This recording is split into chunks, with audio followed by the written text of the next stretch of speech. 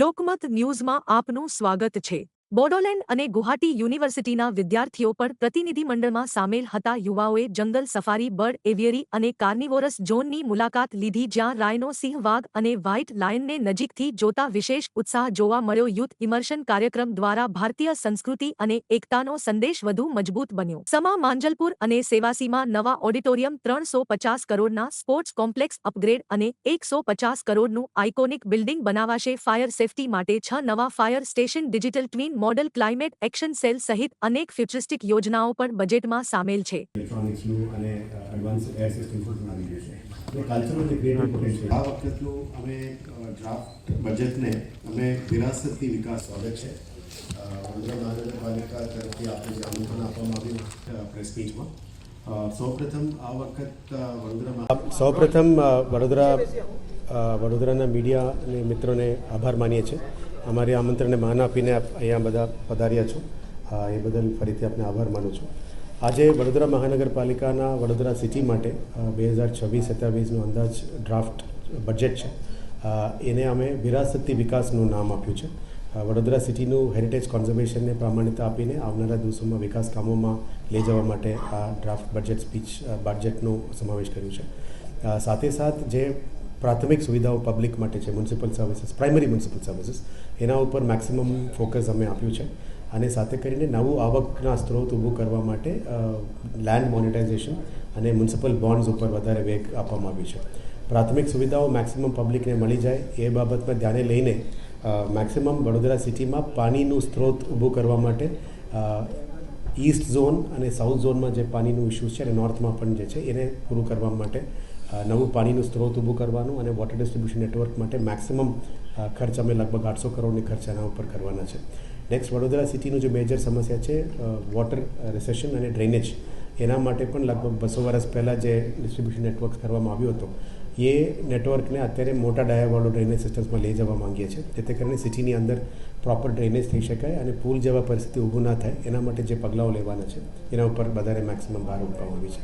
ત્રીજું, જે city expand થઈ રહ્યા છે, જે પોપ્યુલેશન એક્સપાન્ડ થાય છે ઉડા વિસ્તારમાં, એના પણ સાથે સમાવેશ કરતા નવા રોડ્સ, લગભગ ટોટલ 121 રોડ્સ નવા અને રોડ સાથે સાથે wall two wall tiling, wall two wall rods resurfacing સાથે લીધેલા છે। નેક્સ્ટ, આફ્ટર દેટ સ્પોર્ટ્સ માટે વધારે પ્રામાણિકતા આપવામાં આવી છે। નવું પબ્લિક સિટીઝન સિવિક સેન્ટર્સ 4 ઝોનમાં અમે ઉપલબ્ધિઓ કરવાના છે। સાથે સાથે સિટીઝન સિવિક સેન્ટર સાથે સાથે ઓડિટોરિયમ્સ અને નાગરગૃહની પણ સુવિધાઓ કરવામાં આવી છે। એને ધ્યાને લેતા આવનારા દિવસોમાં વડોદરા સિટીને ક્લીન અને ગ્રીન સિટી તરફથી લઈ જવા માટે પ્લાનિંગ જે છે એમાં maximum to maximum plantations, green energy migration, city mobility plan, electric buses, આ બધા ઉપર વધારે ફોકસ કરવામાં આવી છે। અને સાથે સાથ આપ જોઈ શકો છો કે બિલ્ડિંગ હાઉસિંગમાં લગભગ 10,000 લોકોને નવા મકાન આપવા માટે મધ્યમ વર્ગના લોકોને મકાન સહાય પણ કરવાનું નક્કી કર્યું છે। આવનારા દિવસોમાં after Surat slum free city તરફની દિશામાં જે જવાનું જે પ્લાનિંગ છે એના ઉપર પણ વધારે ફોકસ કરવાનું છે। સ્પેશિયલ પેકેજ ઓજી વિસ્તાર, આઉટગ્રોથ વિસ્તાર માટે રોડ્સ, રસ્તા, drainage, street lights, gas pipelines, આ બધા તમામ સુવિધાઓ સાથે વોલ ટુ વોલ ટાઇલિંગ સાથે નવું જે ડિઝાઇન પ્રમાણે સેન્ટ્રલ ડ્રેનેજ સિવાય સાઇડ ડ્રેનેજ સિસ્ટમ્સનું ડક્ટ યુટિલિટી સિસ્ટમ્સ આધારે નવું રોડ્સ પણ કરવાનું નક્કી કર્યું છે। સિટીની અંદર ટ્રાફિકની સમસ્યાને હલ કરવા માટે કોરિડોર્સ આધારે સિટી પ્લાનિંગ, રોડ પ્લાનિંગ કરવાનું શરૂ કર્યું છે।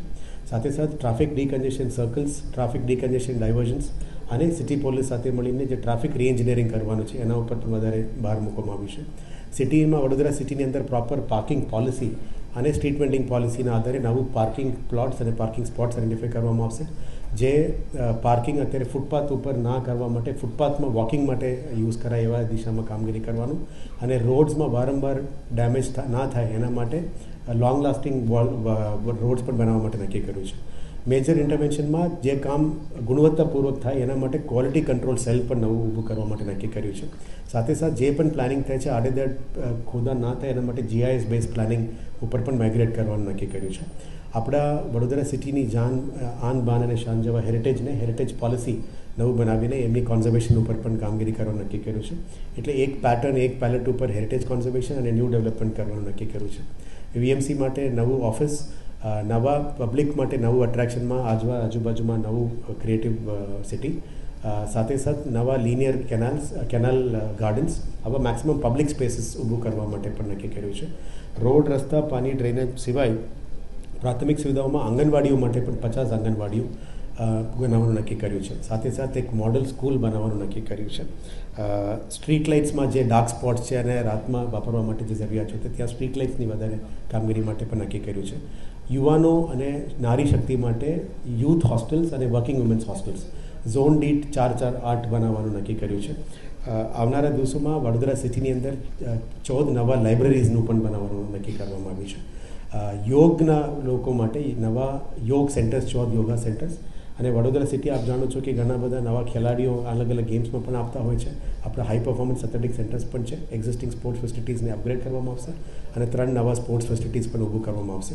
આવનારા દિવસોમાં જ્યારે ગુજરાત મોટા ગેમ્સનું યજમાન બની રહ્યા છે એને ફીડર કાડર તૈયાર કરવા માટે અને ટ્રેનિંગ ફેસિલિટીઝની જરૂરિયાત છે. એના માટે સ્પોર્ટ્સ ઉપર પણ વધારે ભાર મૂકવામાં આવ્યો છે. સાથે સાથે અધર ડેવલપમેન્ટ એક્ટિવિટી સાથે ઈ ગવર્નન્સ અને સિટીઝન સેન્ટ્રિક અપ્રોચ, મેક્સિમમ પાયાના સુવિધાઓ વોર્ડ લેવલમાં, ઝોન લેવલમાં મળે એ બાબતમાં સિટીઝન સેન્ટ્રિક સર્વિસીસમાં વધારે ફોકસ કરવામાં નક્કી કર્યું છે.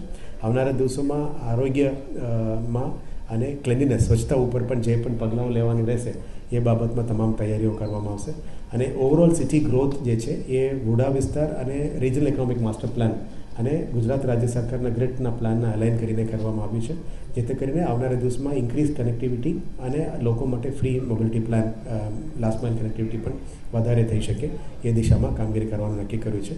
એટલે 2047 વિઝન ડોક્યુમેન્ટ અને 2030 વિઝન ડોક્યુમેન્ટને અલાઇન કરીને તમામ પોલિસી ડ્રિવન અપ્રોચ મારફતે કરવા માંગ્યું છે. 14 નવા પોલિસીસ સિટી માટે, water policy, greening policy, urban mobility policy, housing policy, street vendor policy, parking policy, આ બધા પોલિસી ડ્રિવન અપ્રોચમાં તમામ બજેટની કામ હાથ ધરવામાં આવ્યું છે. વડોદરાને નવું દિશા અને નવું વિકાસના કામ આવનારા દિવસોમાં મળે અને વડોદરા સિટી ટિયર 2 સિટીઝમાંથી ટિયર 1માં પણ જવાનું જે તૈયારીઓ કરવું જોઈએ એ બાબતમાં તમામ તૈયારીઓ અમે શરૂ કરવામાં નક્કી કર્યું છે. વિશ્વામિત્રીમાં જે કામ કર્યું છે એ રિજુવિનેશન, રીસિલ્ટિંગ અને જે કામગીરી અત્યારે કરવામાં આવ્યું છે, વાઇડનિંગ અને ડ્રેજિંગનું કામ છે, એ પ્રાઇમરી કામ છે. એટલે વિશ્વામિત્રી ઉપર જે આવનારા ડેવલપમેન્ટલ કામ છે એમાં 2 પ્રકારનું આપ જાણો છો કે 24 કિલોમીટરનું કામ વડોદરા મહાનગરપાલિકાની અંતર્ગત અને બાકીના કામ સિંચાઈ વિભાગ અંતર્ગત છે. આવનારા દિવસોમાં જે બાકી સિંચાઈ વિભાગમાંથી અમે ગ્રાન્ટ જે માંગણી કર્યું છે એ ગ્રાન્ટ આવ્યા પછી એની અંદર જે નવું સ્ટ્રક્ચર્સ, ગાબિન વોલ્સ, નવું સ્ટ્રક્ચર્સ, આ બધું જે કરવાના છે એ ઓલરેડી આયોજન કરી ચૂક્યા છે. એના માટે રાજ્ય સરકારની મદદથી અમે કામગીરી કરીશું. અને ડેવલપમેન્ટલ પ્રોજેક્ટ્સ છે એ BOT મોડમાં જવું પડશે, કારણ કે ખાલી ઇન્વેસ્ટમેન્ટ કેપિટલ કરીને ડેવલપમેન્ટ ના થાય એવો ખરાબ કહેવાય. એના કરતાં BOT મોડમાં ડેવલપમેન્ટલ મોડ અને રેવન્યુ જનરેશન મોડમાં જવું પડશે. ત્યાં પણ અમારું અત્યારે ડિઝાઇન ફેઝ ચાલુ થઈ ગયું છે. DPR પ્રિપરેશન અત્યારે ચાલુ થઈ ગયું છે. ત્યાં અલગ અલગ senior citizen park, walking track, cycling track, બાળકો માટે એરિયા, ક્રોકોડાઇલ વોચિંગ ઝોન, આ બધા પ્લાનિંગ ફેઝમાં છે. DPR અમે તૈયાર કરી રહ્યા છે. It will take another 2 to 2.5 months જે DPR પ્રિપરેશનનું કામ છે. Yes, of course. એના પછી અમે રાજ્ય સરકારમાં રજૂ કરીશું, નવલાવાલા કમિટીને પણ રજૂ કરીશું. અપ્રુવલ લઈને પછી આ કામ શરૂ કરવામાં આવશે.